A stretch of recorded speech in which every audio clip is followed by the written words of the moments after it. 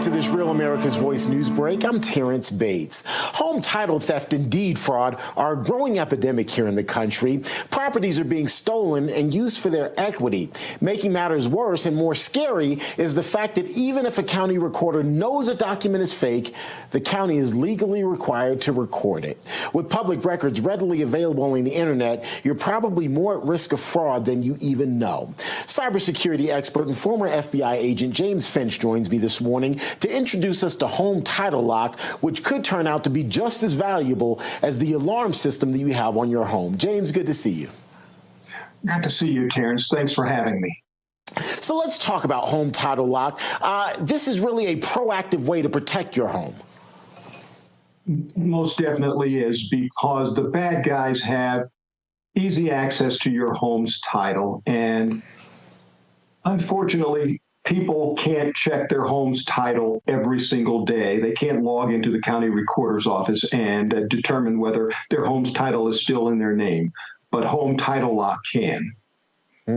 I liken Home Title Lock to an alarm system. As you heard kind of in the intro, it warned you of an intrusion. But is there anything that someone can do to mitigate the intrusion itself? Very much so. Title Lock has what's known as their triple lock protection. And the first lock of that triple lock protection, Terrence, is 24/7 monitoring of your home's title. And I'm a digital guy. And so I liken their home monitoring of your title, I liken that to a digital perimeter around your home's title. And 24/7, your title is monitored. And the second lock of that $1 million triple lock protection that Home Title Lock has is the alert system. If there's any change made to your home's title, and I mean the smallest change, you are alerted. This is what we call our urgent alerts. And if you didn't authorize that change, you contact Home Title Lock. And then the third lock of their $1 million triple lock protection kicks in. And that's when their U.S.-based title restoration experts spring into action. And they will spend up to $1 million to restore your good name back to your home's title. So what you've described are protections, but if I can ask you a more theoretical question, it seems to me, having done some research on this issue, that we're getting to a point where some legislation probably needs to be initiated in order to help protect people, because these public records are at risk on a daily and quite honestly, every minute. I have to agree with you, Terrence. Unfortunately, that legislation has not occurred. There are some counties that are being proactive, and they are reaching out to people if there is a change made to their home's title, but that's as far as they go. They may notify you, but then you're left to your own devices to figure out how to address the problem, as opposed to having a title restoration team at your disposal to walk you through it and get it handled for you. So what I'm hearing at this point, Home Title Lock is one of the only, or if not one of the few, ways to protect yourself from having your home quite literally stolen out from underneath you and then having to try to recoup whatever losses you can. Well, Terrence, to the best of my knowledge, they are the very best at monitoring your home's title, letting you know if someone makes any change to it, and then spending up to $1 million to make sure your good name is restored back to your home's title. And that is something that I am not aware anyone else is doing. HometitleLock.com/Kurt. You can get more information there. Such frightening stuff. You wouldn't even realize it unless you've got some of these resources in place to help protect you. We appreciate your time. Thank you so much for joining us, and thank you for the information. Good stuff there. Thank you for having me, Terrence. I greatly appreciate it. Always a pleasure. Again, folks, the information is there on your screen. Go to HometitleLock.com/Kurt for more information.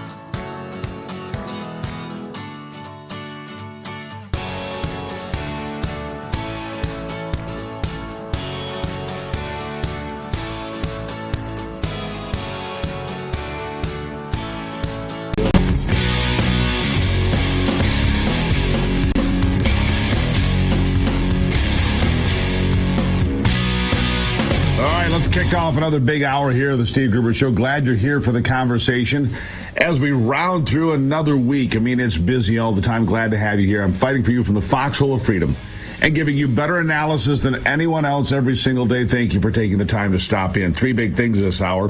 Number one, in Delaware, the high price of the Green New Deal is crushing residents with out-of-control energy prices, leaving them scrambling to make it.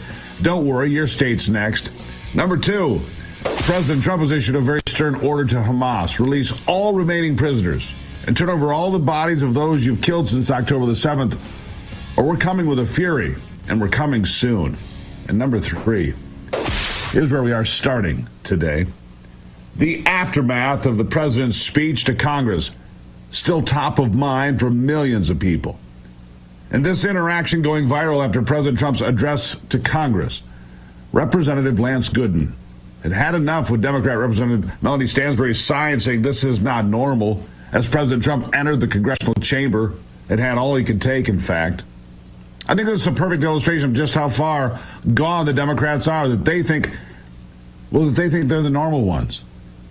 The Democrat Party lost control of the White House and both houses of Congress last year because they're officially not normal. They ignored the border crisis, ignored inflation, pushed transgender ideology in schools while ignoring parents, and completely ignored American interests while embracing 1,000 wacky ideas around the world. As I shared yesterday, CBS Instant Poll found that 76% of those who watched the speech approved Donald Trump's message last night. That's an eye-popping number. Would you believe CBS would even publish it? Unbelievable. But Americans, supermajorities of Americans, support this president in almost everything he does. 76%. Look at those numbers. In fact, Americans are getting what they voted for. Democrats, they just can't stand it. During the joint address, Democrats refused to stand and acknowledge several key guests of President Trump. You know this, but it's worth repeating. The 13-year-old boy fighting cancer, DJ Daniels, to whom Trump awarded honorary status as a Secret Service agent. Democrats sat stone cold while Trump honored a young individual. And even worse, the mainstream media villainized the heartfelt moment with this. Here's the most despicable display I have ever seen. It comes from MSNBC's Nicole Wallace. Listen to this. Right, and I hope he lives and the life he wants to live. He wants to be a cop. He knows what he wants to do. And maybe when you have childhood cancer, that crystallizes for you. And I hope he has a long life as a law enforcement officer. But I hope he never has to defend the United States Capitol against Donald Trump supporters. And if he does, I hope he isn't one of the 6 who loses his life to suicide. And I hope he isn't one who has to testify against the people who carried out acts of seditious conspiracy and then live to see Donald Trump pardon those people. Unbelievable. Absolutely disgusting. I talked about it yesterday, but just to hear it. It's the most disgusting display I've seen on cable news, maybe ever. It's the farthest stretch to January 6th I've ever seen. It's going to be one of the most reprehensible to take a boy beating cancer, twisted somehow into him committing suicide at some point in the future because he might run into Donald Trump supporters. Really? A 13-year-old triumphing over what they thought was an incurable brain tumor. He was only supposed to live 5 months. That was 7 years ago now. Why is she even still employed? That's the real question today. Making young DJs fight against cancer about January the 6th. How low can these people go? Democrats also refused to stand for the 95-year-old mother of Mark Fogel. She just got her son back from a Russian prison after 6 years. They also essentially spit in the faces of the families who will never see their children again after they were murdered by illegal aliens across our southern border under the Democrat-run administration. Remember how they said, we can only fix the border if we have legislation? Well, that's weird. Because in the entire month of February, only 8,300 illegals were caught at the southern border. 8,300 for the entire month. It's the lowest ever recorded. No legislation needed, just law enforcement. Now, Senator John Fetterman seemed to have just a moment of clarity when he tweeted in response to his party's decay. He tweeted this: a sad cavalcade of self-owns and unhinged petulance It only makes Trump look more presidential and restrained. We're becoming the metaphorical car alarms that nobody pays attention to, and it may not be the winning message. May not be the winning message. I can assure you, John, and your black hoodie, it's not a winning message, and it's actually getting worse. It's now that another day has passed, and this continues to rot. The behavior on Tuesday doesn't get better with time. It gets worse as you look at it and you let that sink in as to what they did. These people have no backbone, no heart, no message. They have no leader, obviously. And sadly, they have no loyalty to America. In fact, I'll tell you the one time they did cheer, during this moment. Listen. With no end in sight, the United States has sent hundreds of billions of dollars to support Ukraine's defense, with no security, with no anything.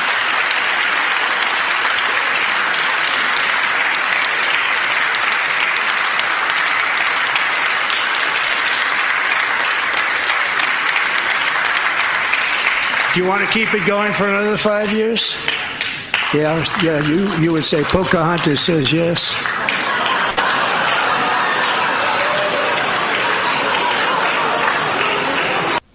That's right, Democrats flew one flag this week. Sadly, not the American flag again, but the Ukrainian flag. Let's make another thing perfectly clear. It's not because they want peace in Ukraine. No, they want war. They want more bodies stacked like cordwood. It's easy to tell since they continue to oppose everything Donald Trump is trying to do to secure a ceasefire and help America get a good deal in the process. President Zelensky has changed his tune twice this week, sending a letter to Trump that says he wants to make things right after what happened last Friday, and he's ready to sign a minerals deal. Why? Because he realizes Europe doesn't have what it takes to end the war. They never did. And all their promises to the contrary are simply empty. How about a timeline, shall we? Last Friday, Zelensky thought he could strong-arm the U.S. into funding an endless war by throwing a fit in the Oval Office. When that didn't work, he spent the weekend in London begging Europe for more help. Apparently, they didn't have much to offer despite their I stand message. Monday, Trump cuts all aid to Ukraine. And Tuesday, Zelensky is ready for America's path to peace between Russia and Ukraine. That is the art of the deal. But then Zelensky apparently might have backed out again. Democrats are too blinded by their Trump derangement syndrome to acknowledge that. And so is Zelensky, who then came back out and said he will not negotiate with Russia. Yeah. No, he wants an Article 5 declaration. That's what he wants. I don't know why. Or is that what Barack Obama and those Democrats on the left want? Because if they get an Article 5 declaration, it'll be Europe, the EU, that will pay a very high price because it will mean all-out war, World War III.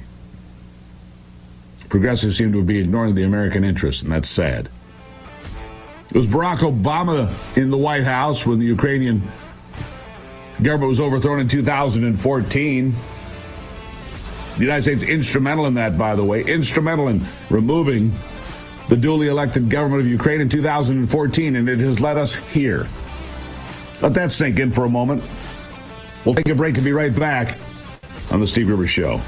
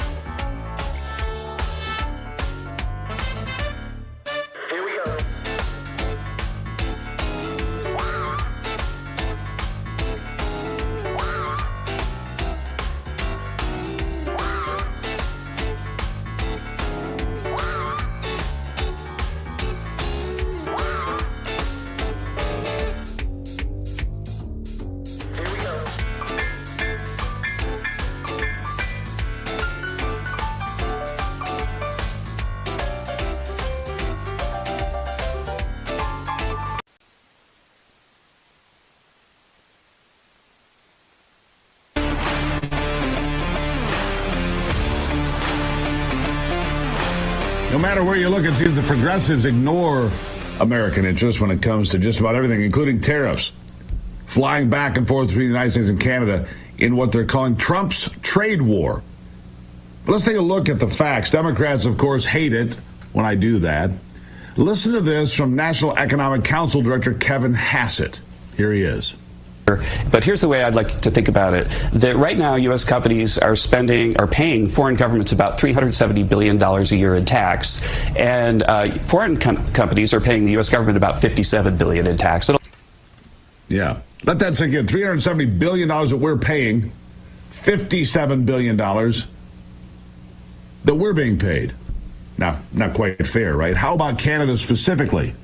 Well, as of 2022, they've got a 120% tariff on milk from us, 80% tariff on fresh chicken, 122% on cheese. And the list goes on. And this is Trump's trade war. These are the tariffs they're putting on our farmers. And yes, they kill us on eggs, too. Nice work, Democrats. But we're supposed to be enraged that Donald Trump wants to enact a 25% tariff on Canada? Right? Come on. This goes deeper than just trade. This has to do with American lives. Here's Press Secretary Caroline Leavitt with more data. Listen to this. At the northern border, there was enough fentanyl to kill 9.8 million people. That's up 2,050% since 2023, the year prior. 2,050% increase. These countries have to be held accountable for that. Fentanyl is the leading cause of death in this country from ages 18 to 34. And if you talk to the families and the parents who have lost their children at the hands of this deadly poison, they will tell you they are grateful for the president finally taking strong action to end this epidemic and this crisis in our country. Yeah. This administration knows what Americans care about. She's exactly right. You know who doesn't know? Democrats, globalists, leftists, people like Canadian Prime Minister Justin Trudeau. But in his response to Donald Trump's tariffs, he pretended to sympathize with us while attacking the president they voted for.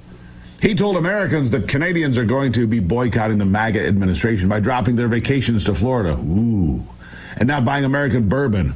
Ooh. And booing our national anthem, which they're already doing so. Ooh. Here's Governor Ron DeSantis. He's got a response to that. Governor, here he is. We continue to set tourism records. 2024 saw more than 142 million visitors come to the state of Florida. This includes 3.3 million visitors from Canada. That's not much of a boycott in my book. Maybe they wanted to get a glimpse of what a Stanley Cup winning hockey team actually looks like.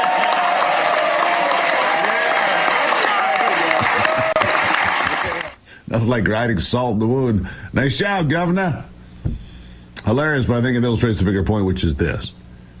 Trudeau is just as out of touch with the Canadian population as Democrats are with the Americans. Listen to this lawyer from Alberta, Canada. He's not out of touch. He's packing his bags. Here he is. on Alberta statehood? Well, there's a group of Albertans that are working together right now to put together a delegation to go to Washington to talk to the Trump administration about Alberta petitioning for U.S. statehood. It's quite evident that we're being governed by idiots in Ottawa who don't understand that we can't afford a trade war with our largest trading partner, and rather than simply apologizing to President Trump for not meeting our NATO commitments and not adequately securing our border, apparently the Trudeau government has decided to declare a trade war and run up trillions of dollars in costs like they did during COVID on a made-up emergency. So there's a number of us in Alberta that have had enough and want to go speak with the Trump administration about the benefits of Alberta joining the United States. Wouldn't that be something? Manitoba, Alberta, Saskatchewan, 3 new states, by the way, that all bring Republican senators and conservative common sense attitudes to Washington. Wouldn't that be something? But the Canadian elites are not interested in what benefits their countrymen. Instead of taking responsibility for their heavy tariffs on us and apologizing for their role in the fentanyl crisis, they're doing this. Here's the Premier of Ontario, Doug Ford. Listen to this. We keep the lights on to 1.5 million homes and manufacturing in New York, in Michigan, and in Minnesota. If he wants to destroy our economy and our families, I will shut down the electricity going down to the U.S. And I'm telling you, we will do it. It's unfortunate. I would rather ship you more electricity, ship you more critical minerals. I want to ship you more energy, more potash to keep your farmers going, and uranium that you use for your nuclear power. It comes through from Saskatchewan over to Ontario, and it's going to be a massive, massive problem. They're playing with fire, my friends. Oh, and if you cancel Starlink, by the way, which is one of the things he talked about, canceling Starlink, the Canadian system that will allegedly replace it won't even be available until at least 2027. So, yeah, that's another genius idea, Dougie. Nobody cares. All right, look, we don't care. The Home Builders Association says that Canada's counter tariffs are going to do damage, and it's going to be doom and gloom. We've got that going for us. Listen to this. U.S. tariffs of 25% on Canada will be problematic. They, in and of themselves, will have muted effect on construction costs here in Canada. What will affect our market more will be our own counter tariffs, and most importantly, the impact the U.S. tariffs will have on our overall economy, which in turn will affect housing starts. There you go. Now, look, there's a reason Justin Trudeau's on the way out the door. He's very unpopular. He's done just a remarkable laundry list of stupid things. Canadians are sick of it, but here's the problem. He wants to stick it to Donald Trump. That's fine.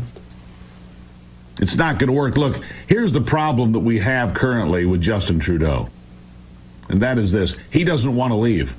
He doesn't want to leave. Our own Howard Laden, Commerce Secretary, says that Mexico and Canada are still in the midst of negotiations with President Trump. We could see updates to these policies sooner rather than later. On Truth Social, Trump says he had a somewhat friendly phone call with Trudeau. But again, I'm going to go back to this. If you haven't heard this part,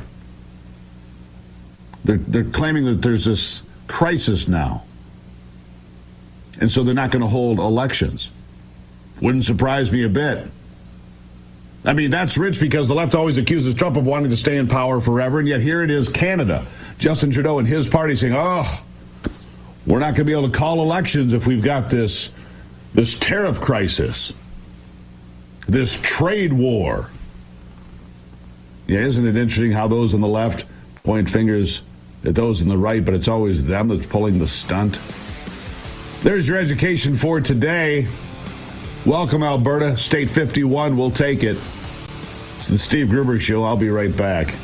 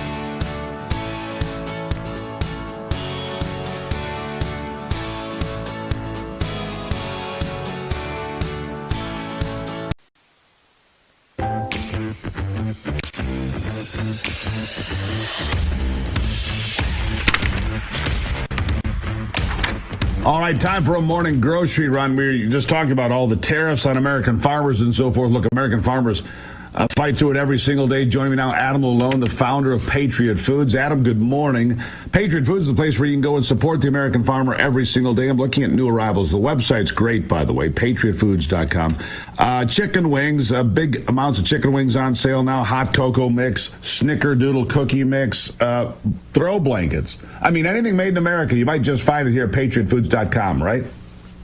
That's right, Steve. That's right. That's right. You know, the steak is unbelievable and it's cheap. We're hardly making any money off that. The beef is unbelievable. You've had it. It's unbelievable. Yeah, it's great. So you've got under premium cut meats, you've got bacon, you've got pride ribeyes at $20 a pound. Let's see, T-bones are $18 a pound. Look, the point that I'm making here is you are right on par price-wise with the store down the street.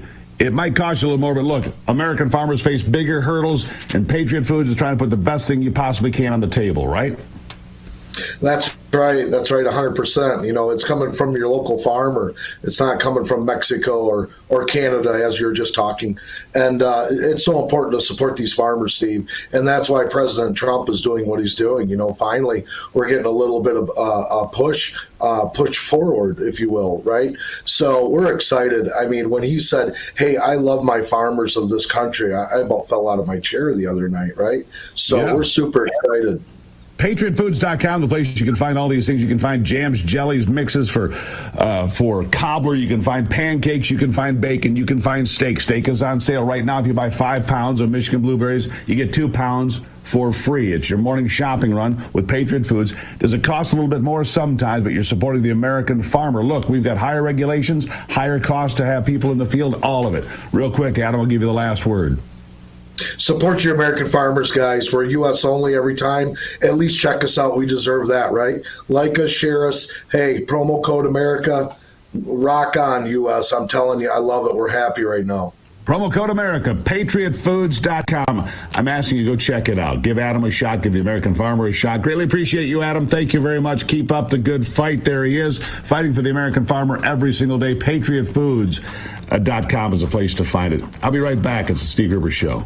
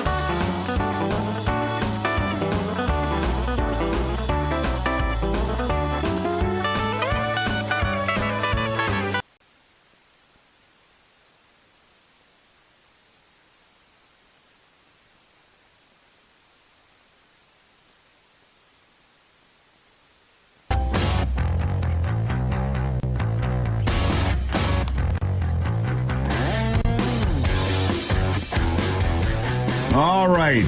It's been a number of years now, but my next guest is a man credited with pulling the trigger and putting a bullet in Osama bin Laden.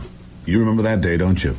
Rob O'Neill, the former U.S. Navy SEAL, he is credited with firing the shot that killed bin Laden and shares his firsthand experiences in a brand new docu-series, American Manhunt, Osama bin Laden. He joins me now. Rob, nice to have you back on the program. Hey, good to be with you again, Steve. Good to see you. All right, so you've talked a lot about this. You've written a book about it. Tell me about this docu-series. I mean, look, people often wonder about what it's like behind the scenes. Of course, we get the movies and the glorified stuff, but there's a lot more than just that. There's probably a lot of downtime, slow time. But then, of course, there's those big surges of adrenaline, like, well, when you kick that door and found Osama, that is, right inside that door. Tell me about that experience. Well, the new docuseries is very unique, and they've done such a good job compartmentalizing it. I haven't even seen it yet. I know my part in it. I know we've got some people in there who have never been interviewed, and these are going to be the smart people that we have. I always tell people that I was smart enough to carry a gun and a sledgehammer and have one of the intel women in this case tell me which way to go. So I don't know exactly who's in it. I know how the story's going. It's going to be more of a lead up to how our fantastic intel folks found bin Laden and everyone all the way up to selling it to President Obama. It's going to be a great story. I mean, the story's been told and we know what happened, but to have a new group of people talking about it, I think it's going to be incredible. I'll be watching on Monday night. I'm really excited to see the product. I know it's great. The producers are outstanding. Sure. And where is it going to be airing? Where are we going to see this? It's on Netflix. So it's called, they've done the Manhunt series. They've done O.J. Simpson.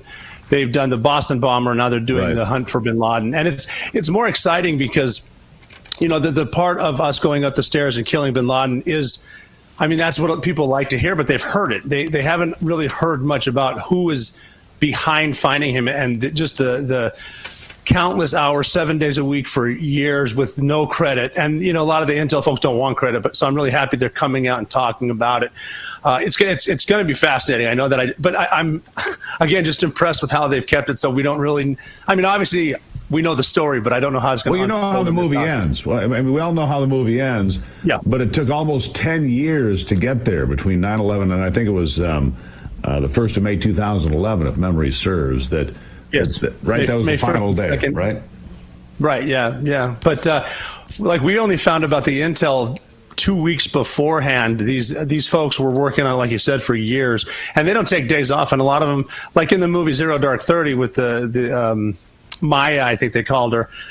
She was unmarried, no kids, because this is all she did to try to find bin Laden, and for years and years and years. So I can't wait to hear that story and how it went down, because I mean everyone from the like I said, the intel. This is kind of interesting to me. For you, Rob, you don't know all the players. You don't know all the people that were behind the curtain, if you will, that were, you know, looking at intel and looking at cameras and rifling through phone conversations and translations and all of this. You knew none of these people. Obviously, you're one part of this big, very big machine, right?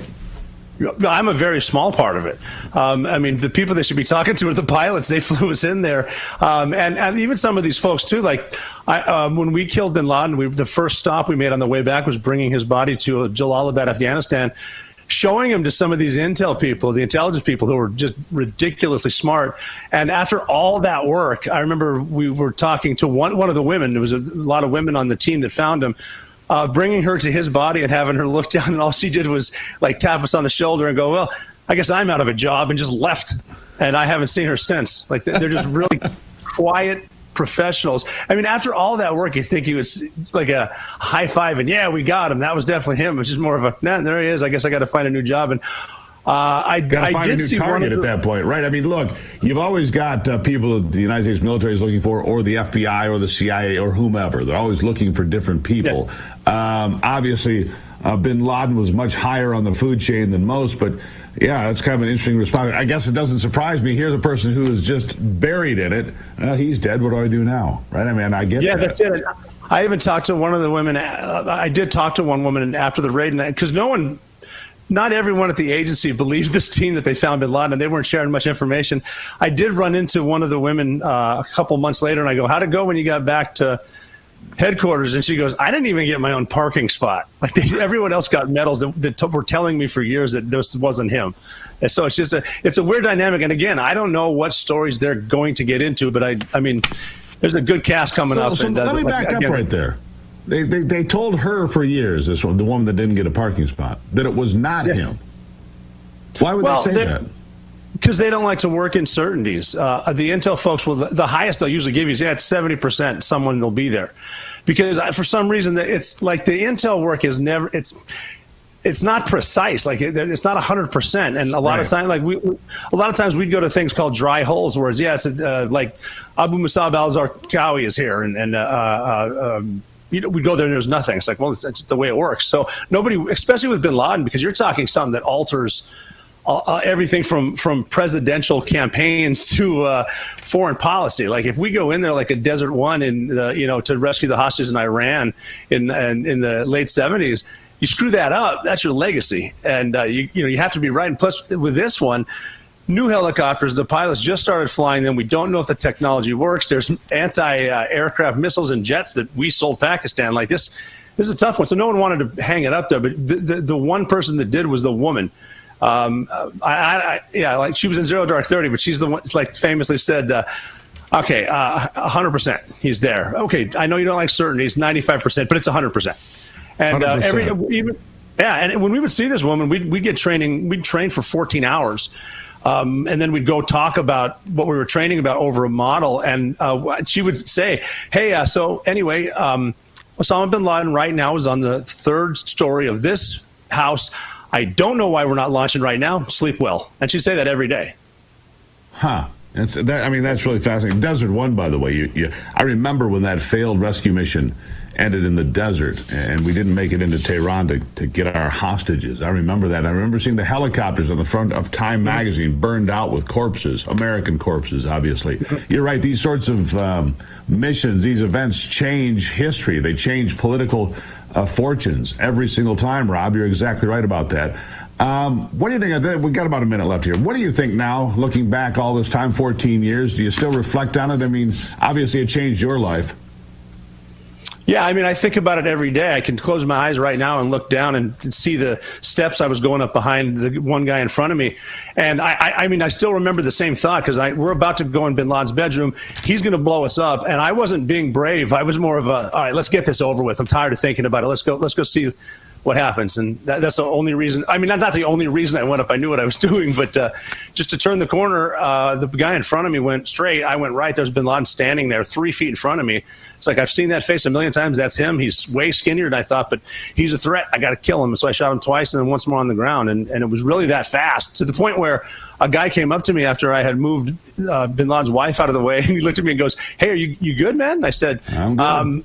What do we do now? And he goes, now we find the computers. Come on, man, we do this every night. And I said, yeah, you're right. Oh, my God. And he looked at me and goes, yeah, you just killed Osama bin Laden. Your life just changed. Now get to work, would you? Yeah, now get to work. Rob O'Neill, still a remarkable story.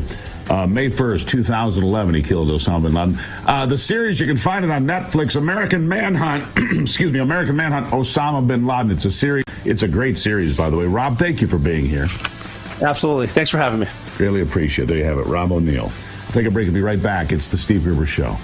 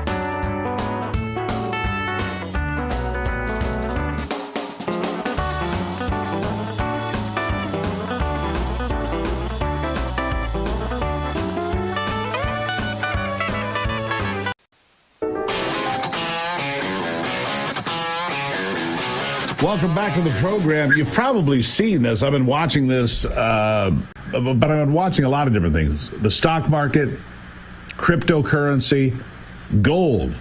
Gold is almost at $3,000 an ounce.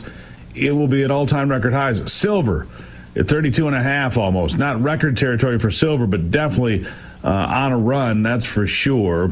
Joining me now is Tom Colson. He's the owner of Liberty Coin Service. You can find them online. Liberty Coin Service, located in Lansing, Michigan, a complete service facility. They sell gold. They sell silver. They trade in rare coins and so much more. Tom Colson with me. Tom, nice to see you this morning. Good morning, Steve. All-time record territory for gold. I mean, where's it going to stop? Yeah, we're really close here. We had a little bit of a sell-off last week, and then at the beginning of this week, kind of with the announcement of the new tariffs, that seemed to perk up the price again over 2,900. I think this rally still has a good ways to run yet. It seems like we aren't seeing the kind of frenzied activity that you get towards a market top for this sort of thing. So I am seeing definitely some demand picking up for both gold and silver in the last few weeks. In fact, February was one of our best sales months ever, and that was largely due to people buying gold and silver. So at some point, does it settle down at some point? I mean, does it go back the other way, or is this just the new normal? It's just going to climb and climb and climb? Well, it could always sell off, but I think that's what you've been seeing over the last several months is some consolidation here. We haven't really broken up over 3,000. We haven't really gotten below, 2,700 or so in a while. So it's something where it's just been kind of filling in gaps, so to speak, and I think building a base for its next move up. So if it breaks 3,000, and anything that Tom says is not financial advice. I'll just get that out of the way. If it breaks 3,000, Tom, what do you think? Where does it go? I mean, if we have a sustained close for a few days over 3,000, I think the next rally point might be up to around 3,500. Unbelievable. So there you go. 3,500 the next stop, and then, who knows? It just continues to go up and up and up. All right, silver, same thing, right? Silver, people say if you want to protect wealth, you buy gold. If you want money that you can spend, you buy silver. I mean, that's kind of been the rule of thumb that I've always heard. Silver also doing exceptionally well, right? Yeah, again, a little bit of a sell-off last week, but it's come back strong. And again, it's still far off from its all-time high. So at this point, I do think it's a pretty good deal still. Time to buy silver. All right. So as we tell you every week here, when Tom is here, if you send pictures to coins@stevegruber.com, we'll take a look at what you might have here. It's not just coins, it could be collectibles. Tom knows a lot about collectibles in general because he's been immersed in this world for many, many years. All right, so our first coin, go ahead and pull that up for us. Let's take a look at this. Looks like a Mercury dime. These are the sorts of dimes that I collect because I think they're just good silver to have on hand, but what am I looking at? Yeah, you're absolutely right, Steve. It's just a 1943 Mercury dime. They're pretty common. They pretty much just trade for their silver value, which right now is just a little under $2.50 a piece in terms of the retail selling price. They're fun to collect as well, but it's basically just a good way to hold some silver. So a dime is worth $2.50. Can you imagine if you collected a lot of dimes, back in the 1960s and saved them? I mean, you'd be sitting pretty good, wouldn't you? Oh, yeah. There's plenty of people that did that, and they're doing it. Yeah, they're doing it. All right, so we don't have the back of that dime, but that's a pretty common dime. Let's go to the next coin here. We'll take a look at it. This one. This is going to be, is this a quarter or a $half? What am I looking at here? That's neither. That's actually a half dime. So it's a 5-cent piece. Half and it's dime. 1817. Yep, San Francisco Mint. But yeah, this is a coin that, interestingly enough, in the West would have circulated based on the old Mexican standard of the bits and reals. So it would have passed for 6 1/4 cents in the West. But in the East, it passed for 5 cents. These are, because of their small size, they're not super popular to collect, but I think they're a really cool design. They're interesting, a lot of history there, and it's just a fun coin. These typically A lot of them you could pick up for maybe $30 retail. This one's a little bit cleaned, a little bit more worn, so it's maybe not worth quite as much as that, but it's still a very collectible thing.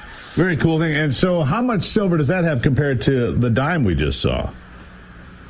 Well, half as much, basically. Half as much. So, right, it's about $1.25 worth of silver, give or take. There you have it. All right. I don't know that I've ever seen one of those, a half dime. Our next coin, we've got another one here. Go ahead. This is a little bit out of left field here for you, Tom, but you are the expert. And what are we looking at here? So those might be like game counters or maybe what you call poker chips at some point. They're not actual coins. They look like gold spade guineas of the time from Great Britain, but they're basically just tokens, and that's probably what they were used for, some kind of game counter or play money or something like that.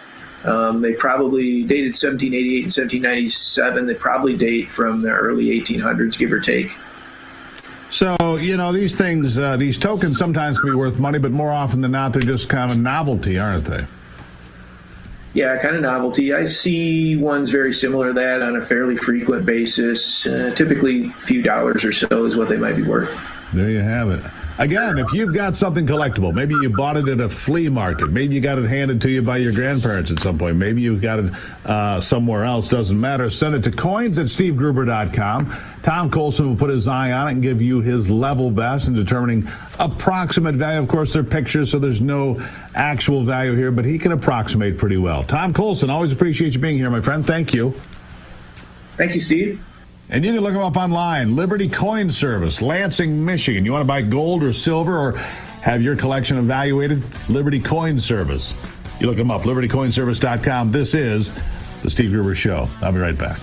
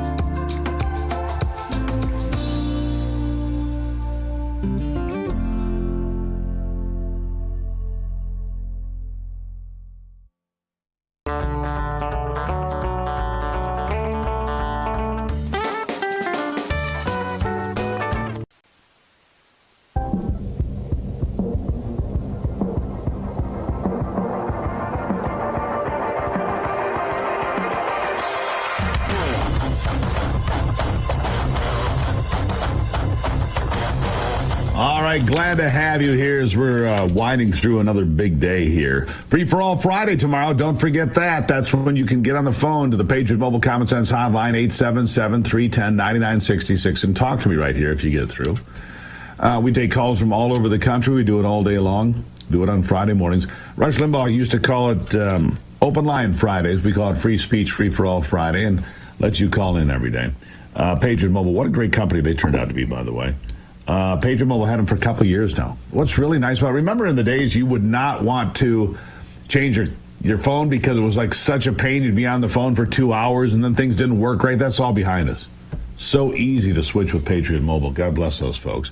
Also, we get powered up by coffee here every day. 1775 Coffee. I just found these guys. They found me. And they are terrific. Some coffee's weak, some's corporate, and some's nonsense. You know, look, I'm not into the big corporate thing, but 1775 Coffee, bold, beautiful. I love it. Built for those who refuse to compromise. And look, we're powered on coffee here. I mean, we get up at 4:30 in the morning. Why wouldn't we be powered on high quality, high octane, single origin beans, roasted to perfection? That's what we go with. No toxins, no shortcuts, just damn good coffee. That's right. 1775coffee.com. Use the promo code Gruber. You can save some money. You'll like what you find there. And this Power Up Creamer. Look at this Power Up Protein Creamer, which I think is just remarkable. Anthony he hoovers it up is what he does. He seems to like it anyhow. Good friends at 1775 Coffee. I say give them a try and tell them I sent you on over. You're going to like what you find there. Ship it right to your doorstep. High quality stuff right there. Keeps me going in the morning. All right, coming up in the next hour, let's see. We've got Daniel Gerstein will be here. Grover Norquist is going to stop in. I'm curious about Grover's response to what happened with the joint session of Congress address here on Tuesday. What does he think about tax reform? What does he think about tariffs? What does he think about the economy going forward? By the way, gold, right there at $3,000 an ounce, like you heard from Tom Colson a moment ago. It's right there. If it breaks through 3,000, 3,500, maybe 4,000, the next stop. We'll talk about all of that coming up in the next hour here on the Steve Gruber Show. I'll be right back.